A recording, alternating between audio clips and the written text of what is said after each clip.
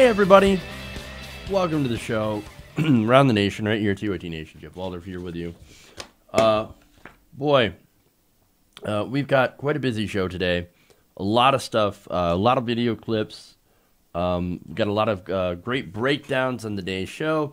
So stick with me for the next hours. We go around the nation for some of the best stories and progressive political commentary from around the web. I don't know how I remembered all that, but I did. Okay. Anyway, got a great show for you guys today. Big day, but it's not just a big day for stories. It's also a big day for elections. So if you're living in a place where you're having an election, one of the biggest ones is obviously California, but there are a lot of elections in other places. Go out and vote. I mean, if you haven't already. So I'm assuming that most of you have, if you are living in these places or plan to, because look, man, a lot of these are primaries, and these primaries are very, very important. So, you know, get in there, vote, do what you got to do so we can elect real progressives into office. So they're going to go up against the Republicans in the general election. And, of course, probably talk about some election coverage tomorrow. What happened to some of the more high-profile races. So we have that. But for today, we have a lot of other stuff. For one, I want to go outside of my usual fare for a couple of stories here. One of them, of course, is the subject near and dear to my heart, Star Wars. We'll start off with that, then we'll get into some serious stuff, including Paul Manafort, Donald Trump pardoning himself, whether or not he has the power. Well, that's an interesting discussion. We have Morning Joe. So, now that's interesting because the conversation that they had, you can't get more establishment than Morning Joe. And here's Morning Joe going after the Clintons. Fascinating. So that is great. That's interesting. We'll watch that video, and you guys can make your own judgment on that. We have Mick Mulvaney talking about that. We also have a black woman suing Target. You won't believe what they allegedly did. And then finally, we have a fun story. Do liberals have the power to create hurricanes?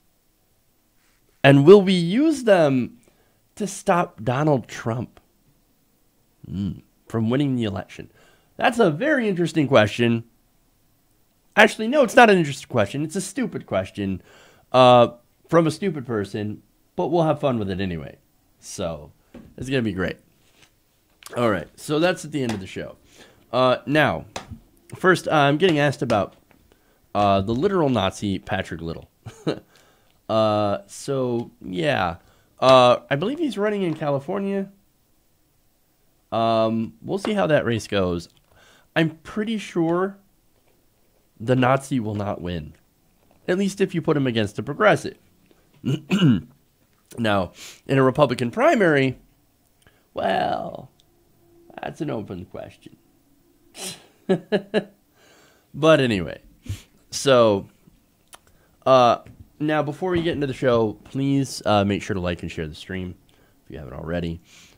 Also, make sure to, if you have a suggestion or if you have a comment, leave a super chat. Or if you just like the show and you want to support us, send us a super chat with whatever message that you want to put.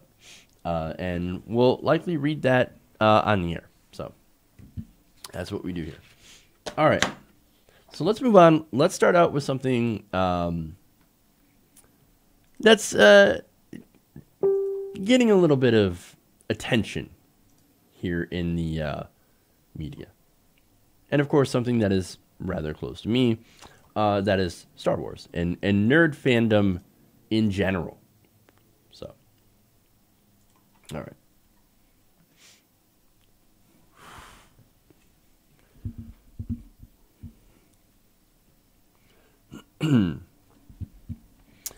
Now, actress Kelly Marie Tran, who was famous for playing Rose Trico in the Star Wars The Last Jedi, has deleted all of her posts on social media after facing harassment. Now, she's getting harassed by supposed Star Wars fans, but I think these are just alt-right trolls, idiots, and people who don't actually understand what Star Wars is actually all about. Now, as I said, she is the first woman of color, of course, to play a leading role in a Star Wars film in the franchise.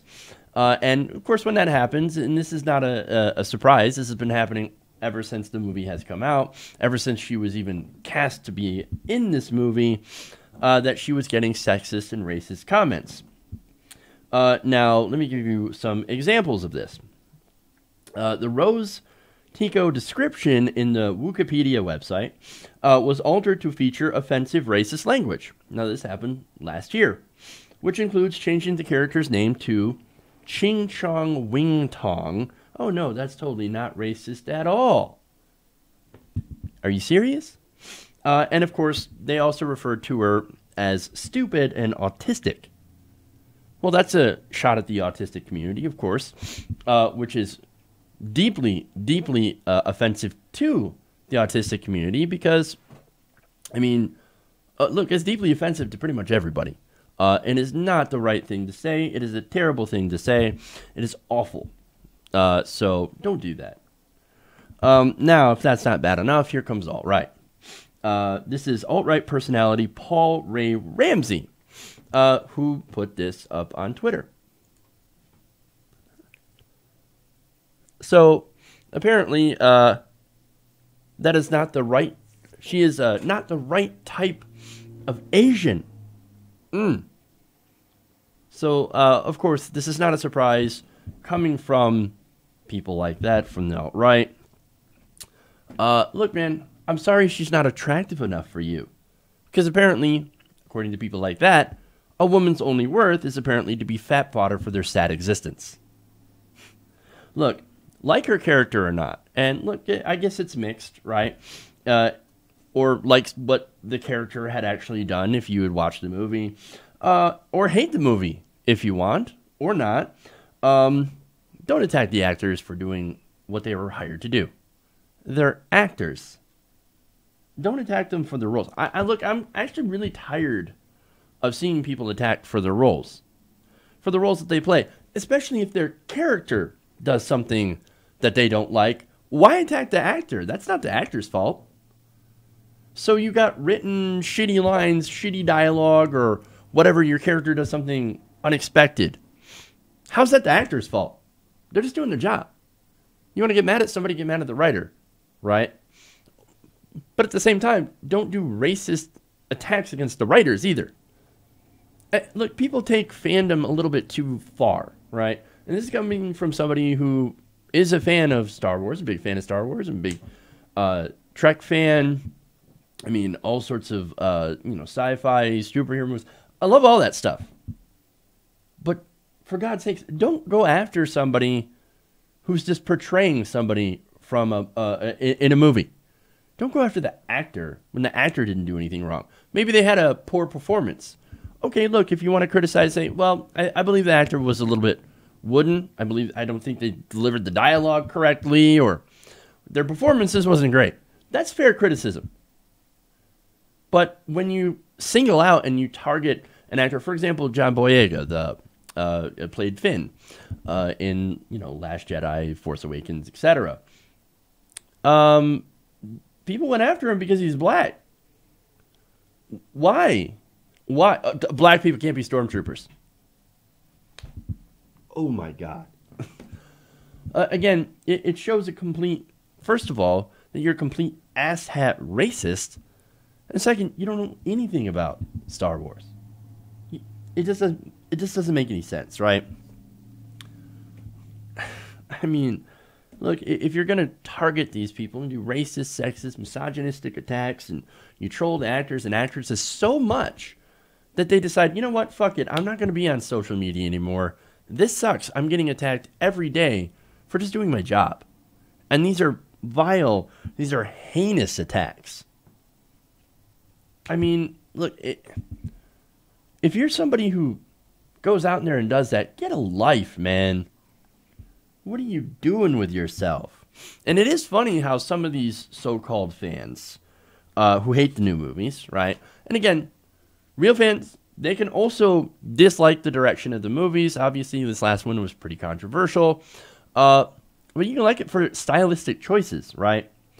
That's a valid reason for the choice of the, what happens to the certain characters, what direction that they take, or the direction of the movie, etc., etc. Some of the choices of the plot, that's fine. You don't like it because of those things, perfectly acceptable. I don't have any problem with that. If you hate it because they feature less white people in leading roles and more people of color taking roles, well, then you don't understand the whole point of Star Wars.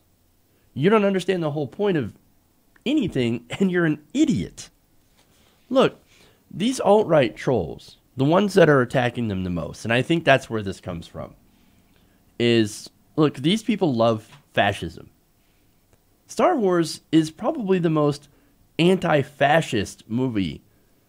I mean, they literally fight against a fascist government. The Empire itself is a xenophobic, white, imperialistic, dictatorial state headed up by some old, angry white people. How can you not get that? How do you not understand that? Look, hey man, if you want to be on that side, you want to be on the side of the xenophobic old white people, well, go ahead. Keep slamming diversity, keep hating, but just like in the movies, eventually, the Rebel Alliance is going to win. Your time is going to be up.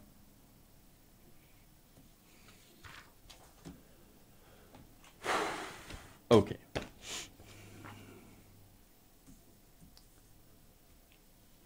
Let's move on.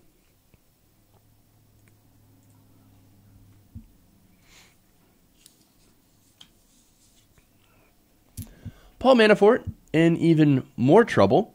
Federal prosecutors on Monday had accused Trump's former campaign manager, Paul Manafort, of now attempting to tamper with witnesses in his federal tax and money laundering case. So that, of course, is what the case that Mueller is pursuing against Paul Manafort in the attempts to get him to flip on Donald Trump. Now, in court documents, prosecutors working for the special counsel, Robert Mueller, said that Manafort had violated the terms of his release by attempting to, while he was under house arrest, tamper with witnesses in his trial. Now, or I should say before his trial starts. Now, because of that violation, Mueller is actually asking for a judge to revise his terms of his release or send him to jail until he goes to trial, which, of course, this would be possibly used against him.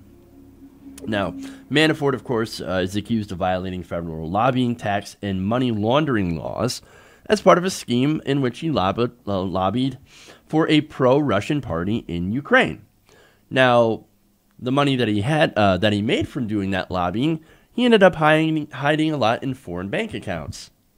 And then, of course, he used a lot of the money he alleged to have laundered to buy like fancy suits and shit. So this guy seems to be in a little bit of trouble. Now, what happened? Now, prosecutors said that Mr. Manafort tried to contact witnesses by phone through an intermediary, and through a couple of different encrypted messaging programs.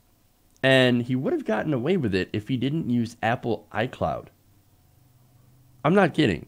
So, yes, he used two different encrypted messaging programs, and hold of his conversations, which were not encrypted on his side, ended up being saved to the iCloud, in which investigators could go and see easily. Oops. Sad. That's what happens when you don't know technology, and you're a massive criminal. Now, one witness told the FBI that Mr. Manafort had been trying to suborn perjury. So, basically telling his friends and allies, you guys need to lie for me Now, what was the lie about? It was about his lobbying efforts, of course. So his whole defense is, I didn't break any laws in America. I mean, I didn't lobby on behalf of a foreign party in America. I lobbied on behalf of a foreign country to the to the European Union. I was lobbying those guys. I didn't lobby, the United States, and so I wouldn't be in violation of U.S. law. Now let me go. I don't know about that. That remains to be seen. Now, 2 witnesses provided the text to the FBI, which is, of course, their receipts, which also searched Manafort's cloud-based Apple account, according to court records. Now, in these documents, prosecutors accused Mr. Manafort of trying to reach members of a PR firm who could get word to the Europeans to help shape their story. So, oh no, we got to shape our story, guys. Really? Well, that's interesting. Because if what you were saying is true, if you weren't lobbying on behalf of a pro-Russian Ukrainian party in America, then why would you need to shape your story? If what you're saying is true, you don't need to do that. Which, of course, leads to the possibility that what he is saying is false and that he completely 100% did it. Now, according to the FBI, according to one of the PR officials, who was a witness in court documents, they said they should say their lobbying and public relations work was exclusively in Europe. Which apparently, if you have to say that it was exclusively in Europe, then it wasn't exclusively in Europe. Because again, he is coaching his European contacts. Now, the judge now has a summary of those contacts provided by prosecutors that they said were made from February to April, while Manafort was under house arrest on a $10 million bond. Now, it's not clear exactly how they got this information, but prosecutors said that witnesses provided them with copies of the messages within recent weeks. So, actually, what I meant to say is that it's not clear how they actually learned about the communications, but once they had learned, they found these witnesses that were willing to come forward with these text messages. So, look, overall, this is terrible news for Paul Manafort. I mean, look, one of the things that he's accused of is money laundering, right? Money laundering over $18 million that he spent on suits, houses, and rugs. Damn, those must have been some nice rugs. $18 million. What the hell? No, they've got the messages. He is screwed. He's trying to tamper with evidence, with witnesses, in order to shape their defense. If you're not guilty, why would you have to do that? Now, let me give you one of those messages, by the way. Basically, P, which is, of course, stands for Paul, wants to give him a quick summary that he says to everybody, which is true, that our friends never lobbied in the U.S. and the purpose of the program was EU. This is an intermediary writing in a February 28th WhatsApp message. So that's the defense saying, no, we didn't lobby America. Well, prosecutors believe otherwise. They allege that Manafort secretly retained a group of former European officials to act as lobbyists on issues related to Ukraine. This lobbying, of course, happened both in the United States and the European Union, according to Mueller's team.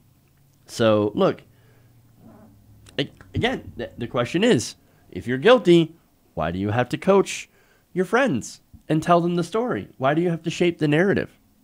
It's very interesting. Look, again, so depending on what the judge rules in this case, look, this could be enough to put Manafort in prison, at least until his trial. Now, could that be enough to flip him against Trump? We're not exactly sure, right? The hope is that he will dish on Trump. Now, Trump claims that, no, Manafort, he's got nothing on me. Don't worry about it. Well, if that's true, well then, if he gets found guilty of any of these things and sentenced, a good way to tell if he's got anything on Trump is if Trump gives a pardon. And here's why. Look, in the last few weeks, in the last few months, actually, Manafort has, seen Trump basically ditch him. Oh, no, that Manafort wasn't really all that important. Oh, this guy, I barely talked to him, barely knew him. Manafort who? Who's Paul? Paul what? No, I don't know this guy. Okay, maybe I did a little bit of business with him. No, he was your campaign manager. I'm just saying, he actually played an important part in your campaign. So, look, if he ends up getting a pardon, then we know he's got dirt on Trump. And I think that's what he's waiting for. So, if that happens, that tells you everything that you need to know about Manafort. Okay.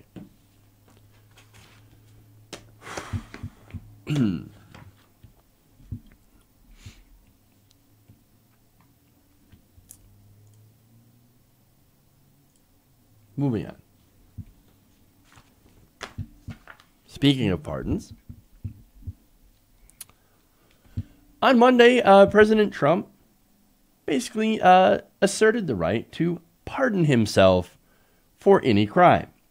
Well, that's interesting, considering how he maintains that he hadn't done any crimes. We'll get a load of this tweet. He says, quote, as has been stated by numerous legal scholars, like a couple on Fox News, I have the absolute right to pardon myself. But why would I do that when I have done nothing wrong? In the meantime, the never-ending witch hunt led by 13 very angry Democrats, angry and conflicted Democrats, and others continues into the midterms.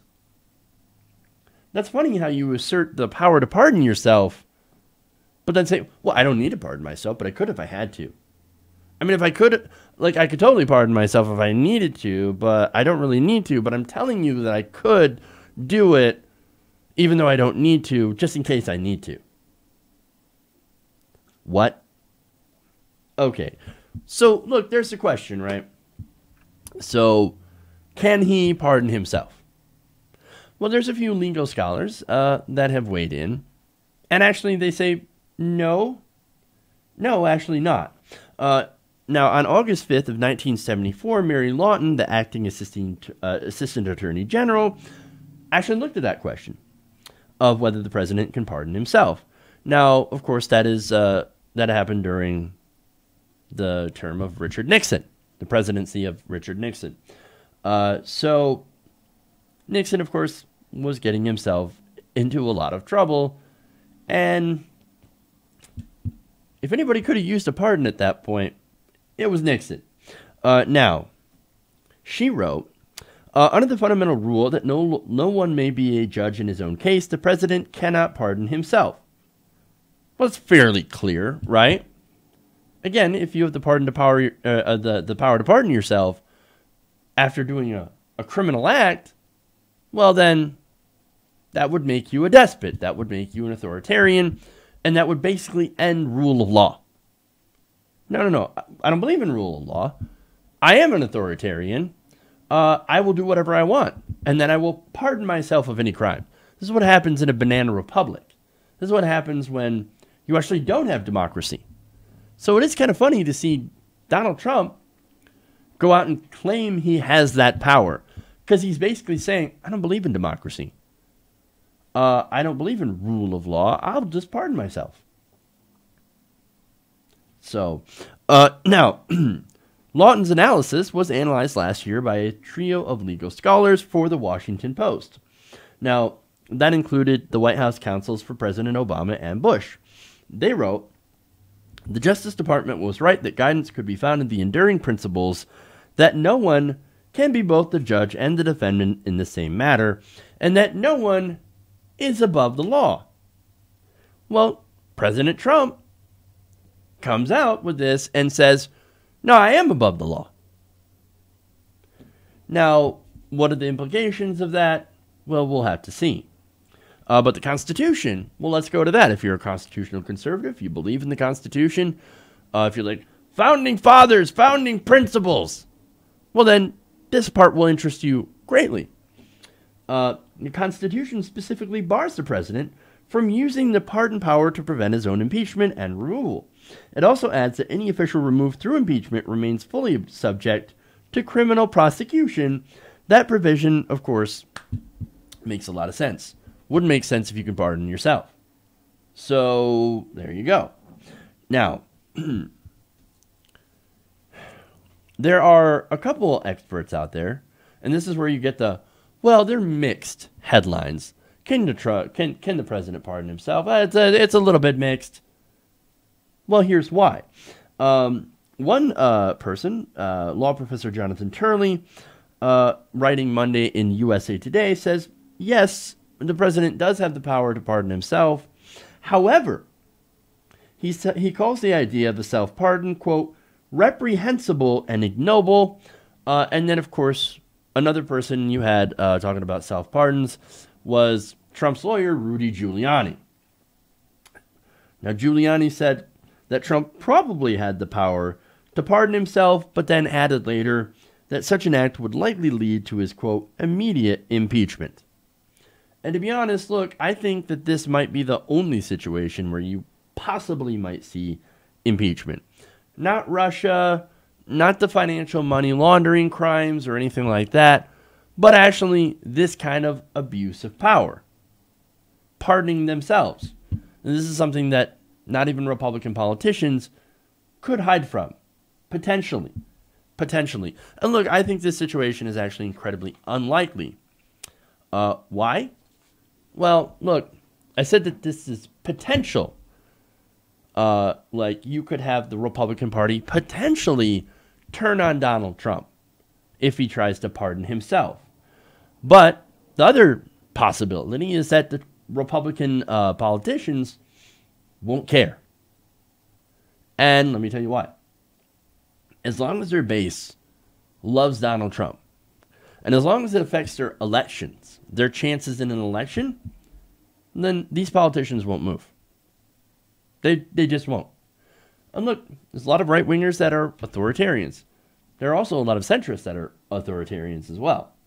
So, but they are mostly anti-Trump. So, look, there is that consideration as well. But look, if Donald Trump slips in the approval ratings among Republican voters, among his base, well then, here comes Pence. They'll drop him like a hot potato. But it's all contingent, and this is how sad it's gotten. It seems to all be contingent on politics, on whether or not these Republican politicians will get elected. And right now, they have hitched their careers to Donald Trump. And it is very likely that they will end up going down with him. So, in that situation, we get Pence, then what have we accomplished? Well, nothing. And so again, even if Trump were removed, and that would be extraordinary. And of course, if he tried to pardon himself, then it would kick off a constitutional crisis of what we have not seen. Well, again, what have we accomplished? Not much. So here's what I think we need to do.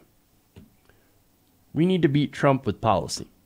We actually need to beat Trump in an election. Look, if the Democrats were serious about real resistance, they would actually push for policies that are incredibly popular. Instead, what have they done? They have joined him in deregulating the banks. They don't fight him on immigration. Again, we had chances of where Democrats could actually use their leverage in order to force a vote on DACA. What did they do? Oh no, Mitch McConnell promised me a vote. Did that happen? Hell no, it didn't happen.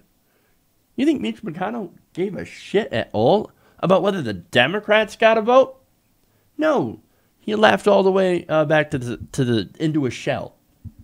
I mean, you're going to believe Mitch McConnell. And look, every progressive out there was saying, don't deal with McConnell. Don't deal with McConnell. Don't believe him. He is lying to you. He is not going to give you a vote. And of course, the Democrats fold every time. But that's their point. The Democrats are basically paid to lose. They're the Washington Generals. They have no purpose other than to say, what could we do? What could we do? The Republicans, we had to let them win. We had no choice. We had no choice. So look, they don't fight him. And the Democratic voters, unfortunately, a lot of them pin their hopes on just Mueller and Stormy Daniels. But that is not a strategy. That is not a strategy at all. And when the Democrats come out and say, well, no, we're against corruption. Look at all the corruption in the Trump administration. Holy crap, it is the most corrupt administration we've ever seen. Well, how can you rail against corruption when you take money from the same people? When you take money from giant corporations and super PACs and shady dark money groups. When even Democrats are taking Koch money. Yeah, there's that story. You can't claim to be against corruption. See, this is why a lot of these different factors and the fact that the resistance, which started out really strong, and this blue wave that started out really, really strong, is now a trickle, is because the Democrats themselves did not lend policy to it. They decided, we're not going to go and we're not going to fight. We are not going to go after and really try to push for these progressive policies. And that's their mistake. This is why Trump could very well win in 2020. And why the Democrats are so desperate for Mueller. But I don't think Mueller will be able to eliminate a sitting president.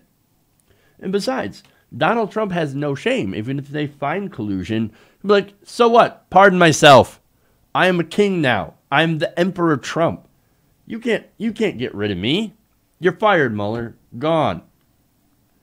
So, look, and if that happens, Republicans in Congress, as long as the polls stay up for him, and you know that his supporters will cheer him on as he goes into full authoritarian mode,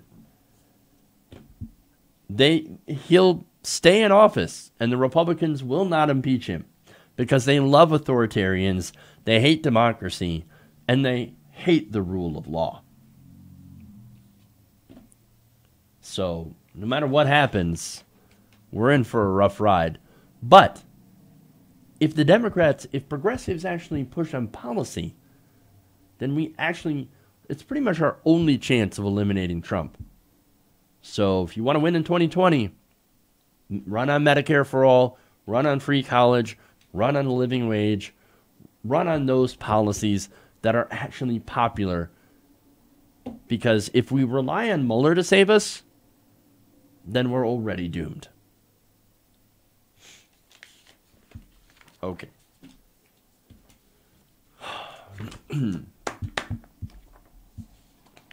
So here's what I'm going to do. I'm going to go take a quick break. We'll come back with a very fascinating Morning Joe segment that I want to break down about Bill Clinton. So we'll come back. We got more stories for you. Stay right here. Make sure to like and share. And leave me some super chats. We'll be right back. Around the nation.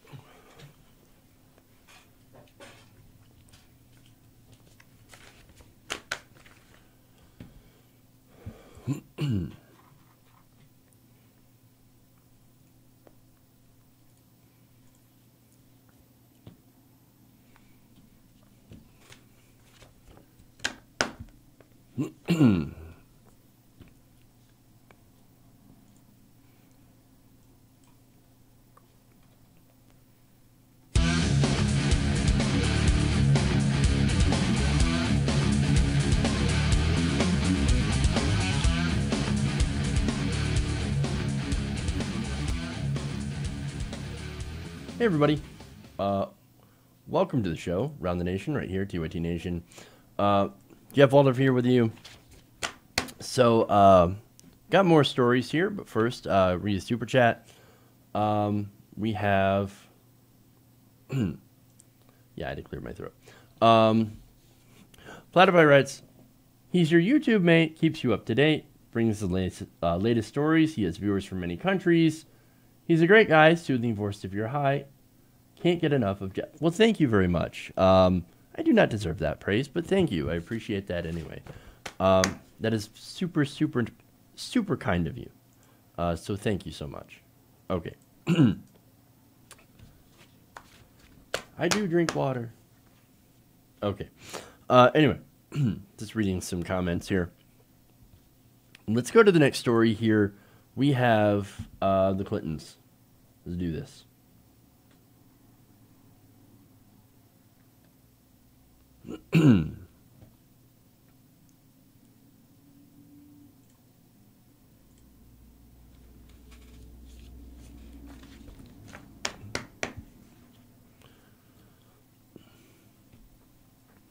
So Morning Joe is the establishment.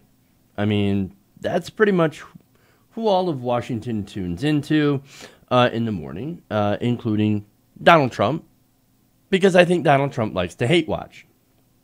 Now, the interesting thing about Morning Joe is that once in a while, they'll say something fascinating. They'll actually say something that I can actually agree with. One of let me start this again, because I'm just not. God damn. So we know the Morning Joe is establishment television. Everybody in Washington tunes in, especially Donald Trump, because we know he loves to hate watch. Now, the thing about Morning Joe is that once in a while they'll say something really interesting. Case in point, earlier there was a discussion about Bill Clinton. Bill Clinton was interviewed, and he said some things about Monica Lewinsky, including the fact that he's actually not going to apologize to Monica Lewinsky for what happened. Now, here's Joe talking about the need to apologize before he hits the campaign trail in 2018. Let's take a look. Right. He wants to go out and campaign in 2018, which he should. Do you own up to the fact that Monica Lewinsky's life has been ruined? That you still have Juanita Broaddrick, who is suffering through what she went through. Do you own up to it, or do you continue to be Clinton-esque and legalist? Because I think people would forgive him. He said, I am so sorry. And yes, I need to call Monica. And yes, I'm so. But we still see this nagging Clintonian impulse, which, again, as you said, allowed Trump supporters to say, well, what about the Clintons? What about the Clintons? That is actually something that we hear a lot from Trump supporters whenever you bring up anything that Donald Trump has done, which is arguably worse than what Bill Clinton had done. But nonetheless, we're not really doing comparisons because what both of them have done is actually wrong. So, okay. Now, again, he says, well, look, if you want to go out and campaign in 2020, if you want to do some politics, well, then you got to apologize to Monica Lewinsky and Juanita Broaddrick, okay? Because of what she went through. Well, that's actually very forward-thinking of you, Joe. But unfortunately, I think it's more rooted in politics. So, nonetheless, Mika's going to have a response to this. Let's listen to that. It has For decades, an unbelievable double standard that the Clintons have used and abused, where nobody is allowed to go there on this issue. And in the age of Me Too, women are supposed to go there. And men, by the way. We're supposed to be able to say what the difference is between right and wrong. And when you have done something wrong, you are supposed to own it and not talk about facts, distorted facts, and obstructed facts. My God, he sounded like Trump. He sounded incapable of owning anything. That is, look, she's right about that. Okay, so for one, let's go back to him talking about the campaign trail. Why the hell is Bill Clinton going to be on the campaign trail? What is the point of him being there? I think that Bill Clinton would actually hurt the Democrats being on the campaign trail. Because, of course, it reminds everybody, oh, right, Bill Clinton is a neoliberal. He actually created some of the policies. He did welfare reform, the Telecommunications Act, that actually landed us in our present situation. I do not want to be reminded of that. It might work on, of course, a lot of the centrists, but as we know, centrists, they're not very smart, and they're more authoritarian. So, anyway... So I don't think he should be on the campaign trail at all. But aside from that, Bill Clinton, the issue for me is not that he had an affair. And I actually think that the Republicans showed their hypocrisy by going after and trying to impeach Bill Clinton. Especially considering how some of the people who even tried to impeach Bill Clinton, who were involved in that impeachment, ended up doing their own affairs. So Republicans are hypocrites.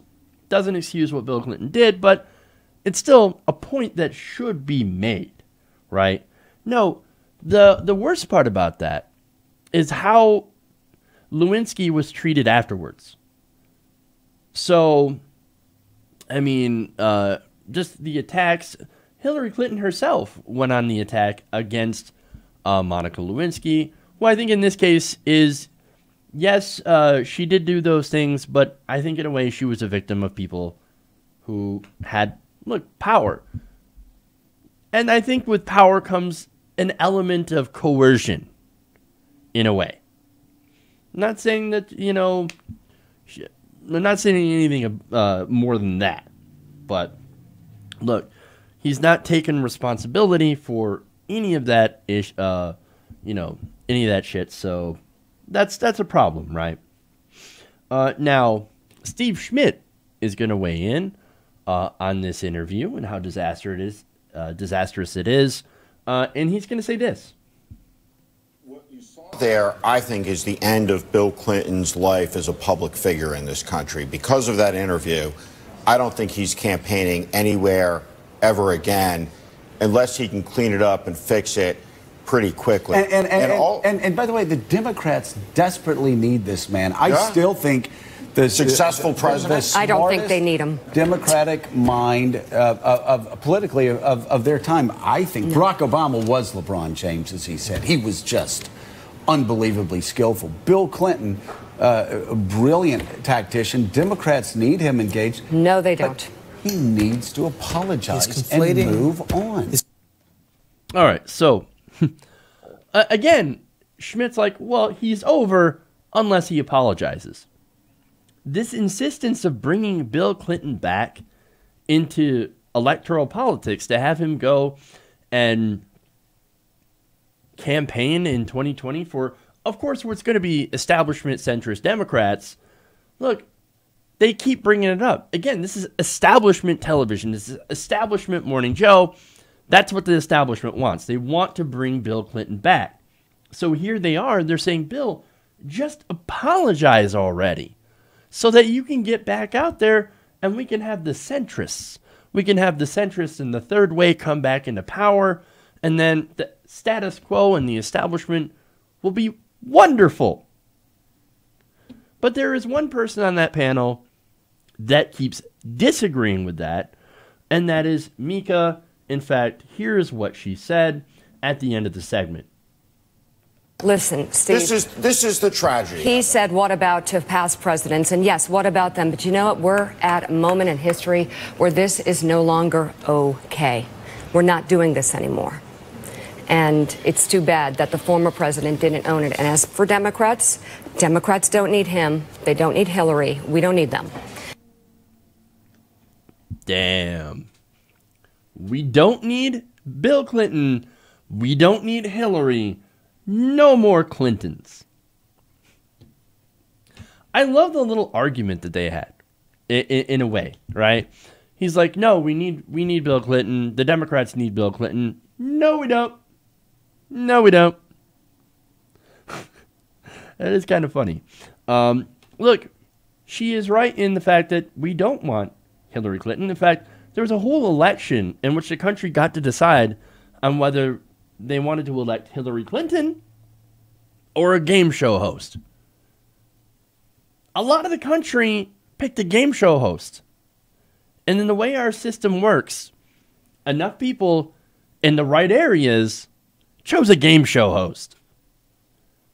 But what about Russia? Oh, the Russian memes. Yes, those are really, really effective. Right. Look, the thing is, the Democrats lost, and what they need to do is they actually need to talk about policy. They actually need to go and run on things like Medicare for all, expanding Social Security and living wage, and free college. Those are incredibly popular programs, or over 60%, approval. You're not going to get that from the Clintons. Again, the Clintons are establishment third-way politics. They say, no, we have to go centrist, we have to go corporatist. And, of course, now they're going to say we have to go even more right-wing because we want to get those Republicans who are now, and this is their strategy, we have to get the Republicans that are anti-Trump, the never-Trump Republicans. You're not going to do that. You're not going to get that. So Mika is correct when she says no more Clintons. She is actually the voice of reason. Everyone else says, no, we need Bill Clinton. Just go and apologize so you can go on campaign. And she says, no, I don't care how much you apologize. You've got to go and take your goddamn loser wife with you. Out of the entire panel, she's actually the one that kind of gets it. The Clintons, their time is over. They've got to go. They are hurting the... Look, they're hurting the Democratic Party. There is no doubt about that. But they have so much control in the Democratic Party that they can't move on. And that's why you see so many people that are stuck in 2016. They can't get over it. And they can't move on. And they can't actually push for progressive policies that will actually win. The Clintons have to go away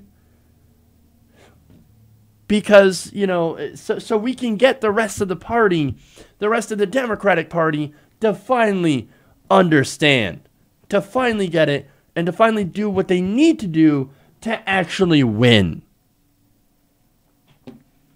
So, credit to Mika for kind of getting it. I think that's the best you can get from establishment television. All right.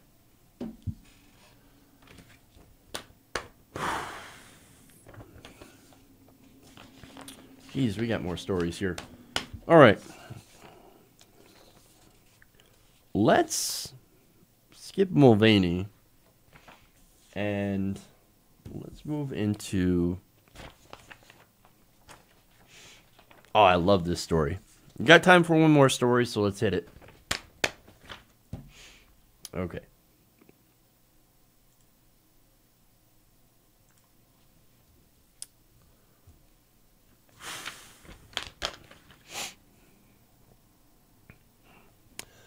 Conspiracy theorist Mark Taylor has stumbled onto the newest dastardly plan by liberals to ensure that Donald Trump loses the election in 2020. Man-made hurricanes. Wait, what?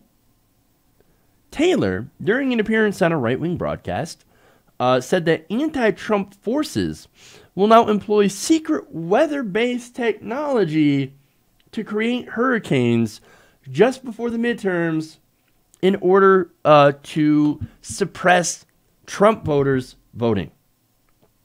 Let's listen to this insanity. Be praying for this election for the safety of the people, safety and security of the election itself, so that it's not stolen, number one, but number two, look for false flags. And one of the things that the Lord has been showing me is that this could be a very nasty hurricane season. We're already getting effects down here in Florida. Like I said, we just had one come through here. It was a subtropical system. It doesn't normally start this early, and that's what the Lord was showing me. The Lord was showing me that we're going to have a longer hurricane season. So wait, this is one of the guys that says, God, by the way, God talks to me. Really? That's fascinating. Now, look, if you talk to God, you're a normal Christian. If God talks back, well, you might be crazy. Just saying. But no, he's saying, God told me that we're going to have a longer hurricane season. No, you know what? Also could tell you? The weatherman.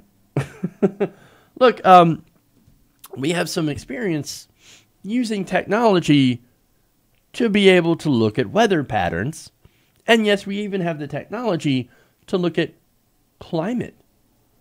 And when you look at climate, you happen to notice that over the years, over the decades, there has been a little bit of a change in that climate. The planet's gotten a little warmer. The water's gotten a little bit warmer. And that, of course, helps to create stronger storms and also lengthen hurricane season with all that warm water.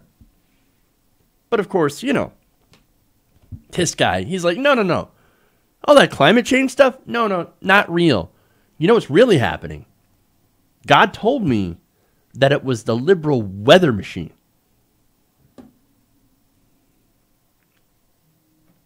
Control of the technology right now, which we both know there's technology out there. Irma and Harvey were both generated and steered by man. Both these hurricanes were. There could be a couple of nasty hurricanes right before the election to upset the election so people can't vote, they don't have power, so forth and so on. The Lord was telling me we need to come up with a technology prayer, so to speak, because Irma, the eye of Irma came right over my house. And if you notice, that was the first time I've seen a hurricane like this. It didn't know where to come in and land at. And there was this war going on in the heavenlies because the Christians were stepping up, even other states were stepping up and commanding this thing to turn and this, that, and the other. Well, it did come in. It wasn't where they thought it was going to be. But the point being is that, you know, we have the power to turn these things, but we need to go after the root, which is the technology behind the storm. This is all going to hinge. This hurricane season or some things that may happen with the hurricanes right before election is all going to hinge if they have control of the weather stuff. Look, I have a theory that this guy is on, like, cocaine. He's talking so fast that I can, like, you can hardly keep up with him. He's like, oh, and then we got the hurricane that flew over my house, and it was the eye of the hurricane is the one that I could hardly see. Like, I didn't even know what was going on here, and the people that were steering the hurricane, it wasn't coming in right. What? Wait, what? What the hell is going on? Like, what are you talking about, dude? They weren't steering these right, because I know how hurricanes come in normally, because I've been in so many hurricanes. And this latest one, this didn't land right. I mean, it was, the guy who was steering it was terrible. What the fuck? What is wrong with you? So, look, again, this whole thing is really, look, a fun way, I guess, to try to disavow climate change, but also to try and put a weird conspiracy theory on why Trump might lose. I don't know. So, look, again, apparently, according to him, deep state, the Illuminati, whatever, they're controlling the weather. In fact, he talked about this in, I think it was back in December, right? He said, these things did not come from God. Why? Well, how do you know? Well, because God told me. God told me, man, I didn't create those storms. It must have been the evil liberal weather machine. He said, people want to know where this is coming from. Well, I have the answer for you. It's called the Illuminati, New World Order, Deep State, whatever you want to call it, because they're all part of the same team. Wow. So again, this guy, and people like him, would rather believe in the New World Order building weather machines that control superstorms in order to enact their agenda. That's weird because, wait, if they had weather machines that could disrupt voting, why didn't they do that in 2016? I'm just saying. Like, hey, 2016, we could have used a couple of storms, right? Because, I mean, Hillary needed all the help that she can get. You know what I mean? But apparently the New World Order, not very smart. Not very smart. No, you know who's not very smart? This guy. He'd rather believe all this crazy stuff than the fact that, hey, we've been putting all this carbon into the ocean, or I'm sorry, not into the ocean, but into the air. And yes, this carbon does get absorbed by the ocean and leads to ocean acidification, etc. In fact, that's where a lot of our carbon actually has ended up going into the ocean and creating dead spots. It's really, really disturbing when you read into the details about how ocean acidification and all this extra carbon that the ocean is absorbing is impacting the ocean. But look, he'd rather believe in all that crazy stuff than the fact that we have actually made, and the ironic thing here is he believes that we do change, we do control the weather. We can change the climate. Well, I mean, I guess you're sort of on the right track, except that we don't build giant weather machines, but we do build machines that do alter the climate, that do alter, and that does have an effect eventually on weather. It's just those machines are cars and factories, and all these different things that put out carbon dioxide into the air. So, look, this guy is crazy, but when you think about it, what we're doing to the planet is also incredibly crazy. And so, look, these conspiracy theories, again, they're pretty insane.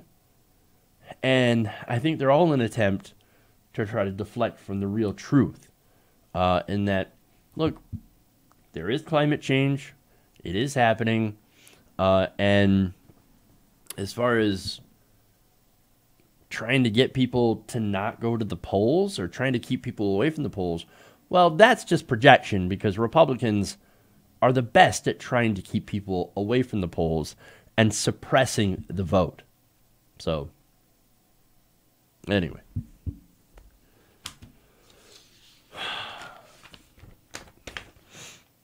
All right. So I'm going to save a couple of stories for tomorrow. So we'll have that. If you guys have any suggestions, of course, let me know. Tweet me, Jeff's Politics, if you're on Twitter. Or, send me a message on Facebook or something about what you'd like to see me cover. What you'd like to see. So, that said, I am out of here. It's been a day. I got lots of stuff to take care of. So, thank you for tuning in. Thank you for going around the nation with me today. Thank you for the super chat. It helps support the show. Keeps us on the air. Make sure to like and share if you haven't already. Subscribe. Hit the bell icon in order to try and figure out how to get my videos delivered every day. Notifications, all that stuff. Anyway, that's it. Thank you, guys. Love you. And remember, change begins with you. Good night, TYT Nation. We'll see you all tomorrow.